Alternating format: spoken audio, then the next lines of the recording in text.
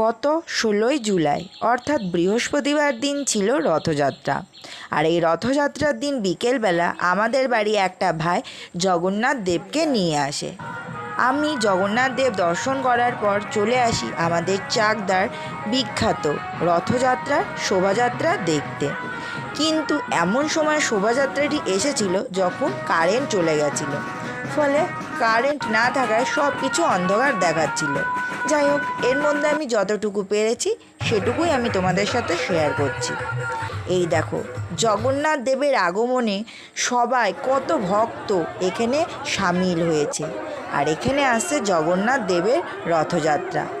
রথের চারিপাশে সবাই নেট দিয়ে ঘিরে রেখেছে, যাতে ওটুকুর মধ্যে দিয়ে যাতে রথ চলাচল করে এবং কেউ না আসে। এখানেই সেই জায়গা যেখানে জগন্নাথ দেব আগামী 7 দিন এখানে থাকবেন।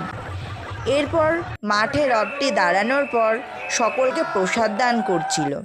এরপর জগন্নাথ দেবকে রথ থেকে নামিয়ে জগন্নাথ, সুভদ্রা, বলরাম সমস্ত ঠাকুরকে রথ থেকে নামিয়ে নাচাতে নাচাতে ঠাকুরের আসনে অধিষ্ঠান করল।